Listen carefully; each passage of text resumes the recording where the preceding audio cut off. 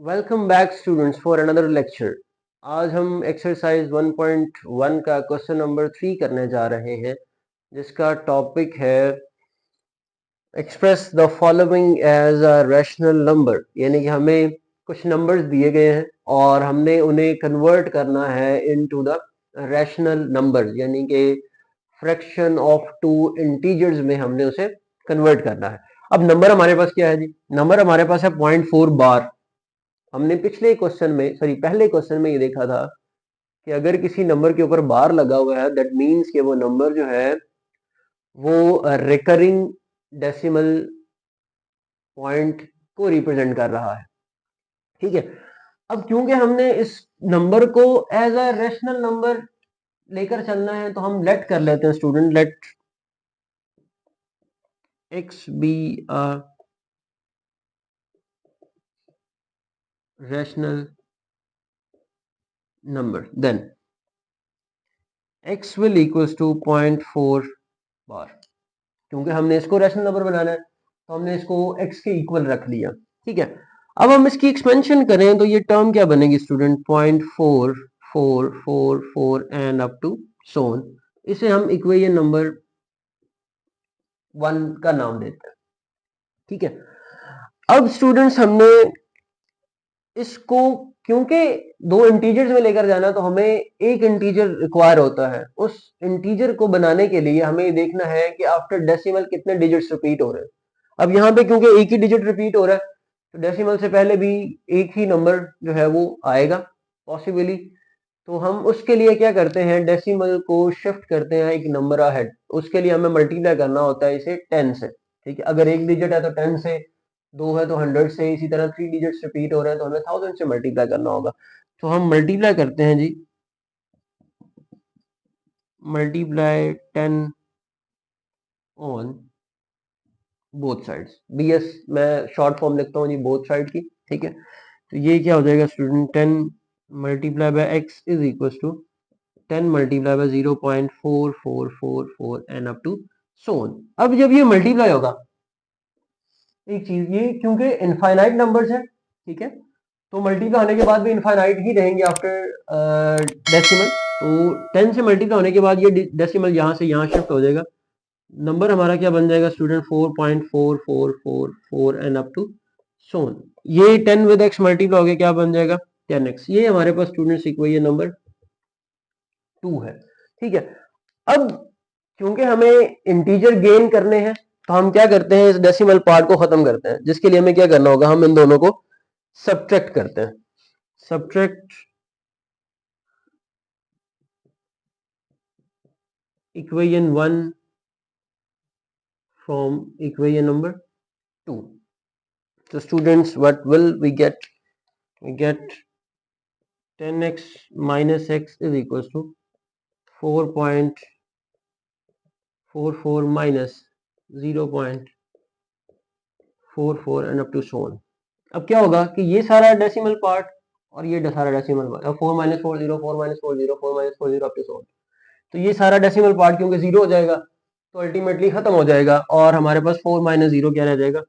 4। और 10x minus x क्या आ जाएगा? 9x आ जाएगा। अब यहां से हमें x की वैल्यू मिल जाएगी, that x is equal to 9 over, sorry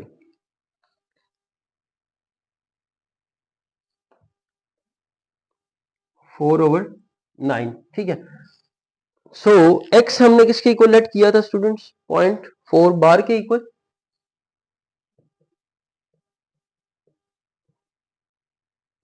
so students ये 0.4 बार जो है, ये एज अ रैशनल नंबर, यानी कि as a fraction of two integers हमें यहाँ पे मिल गया है। ठीक है। इसी तरह स्टूडेंट्स इसका सेकंड पार्ट है। सेकंड पार्ट अगर हम देखें स्टूडेंट्स, तो उसमें हमारे पास जो नंबर आ रहा है वो है 0.37, 0.37 बार। ठीक है। अब यहाँ पे दो डिजिट्स रिपीट हो रहे हैं। ठीक है। तो आप एक आइडिया लगा सकते हैं कि अगर दो डिजिट्स रिपीट हो रहे हैं, तो मतलब हमें इक्वेशन 1 के बाद उसे मल्टीप्लाई करना होगा किससे? सोचे जरा, उतनी देर हम पहुंचने हैं उस पार्ट के ऊपर। So let x be a rational number, so x will equals to 0.3 बार। ठीक है, हमने x को एक रैशनल नंबर लेट किया जिस तरह हम प्रीवियस क्वेश्चन में कर रहे थे। ठीक है, इसको एक्सपैंड करें तो स्टूडेंट क्या बनेगा, x is equal to 0.373737 and up to so on. ठीक है, इसे हम इक्वेशन नंबर 1 कह देते हैं। होप सो आपने ये नंबर सोच लिया होगा क्योंकि मैंने पहले क्वेश्चन में हिंट दे दिया था। तो यहाँ पे क्योंकि आफ्टर डेसिमल 2 डिजिट्स रिपीट हो रहे हैं तो हम मल्टीप्लाई करेंगे किससे, 100 के साथ। मल्टीप्लाई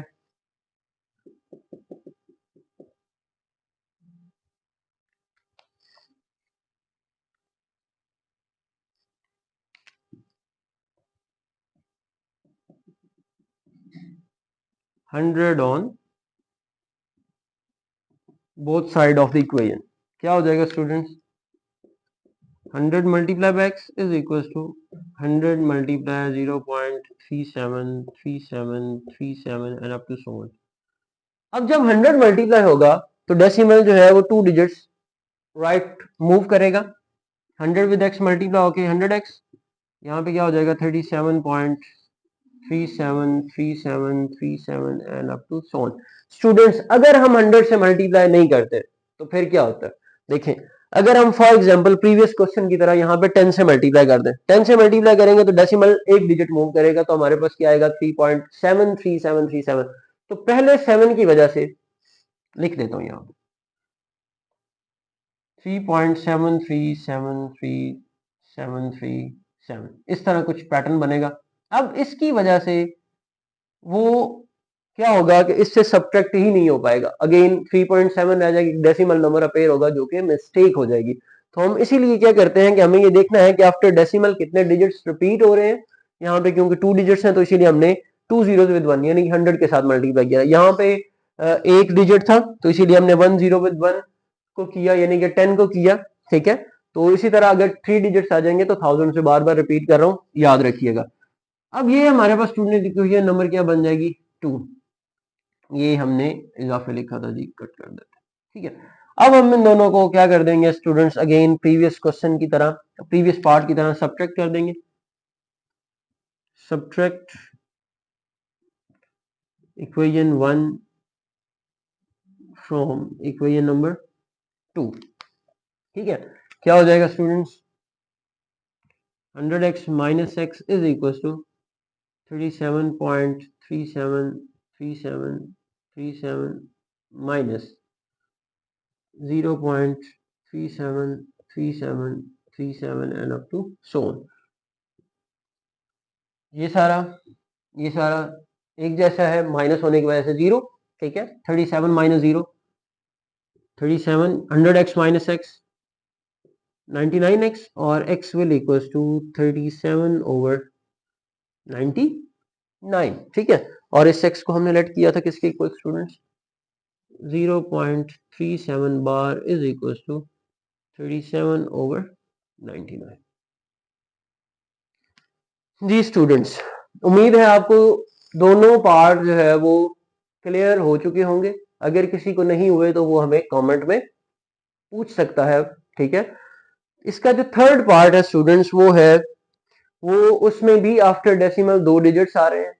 वो आपके लिए टास्क है कि आप वो खुद जो है वो ट्राई करें। ठीक है, थर्ड पार्ट जो है वो आपने खुद ट्राई करना है और उम्मीद है कि आपको इन 2 क्वेश्चंस को सॉल्व करने के बाद उसमें किसी भी किस्म की कोई प्रॉब्लम नहीं आएगी।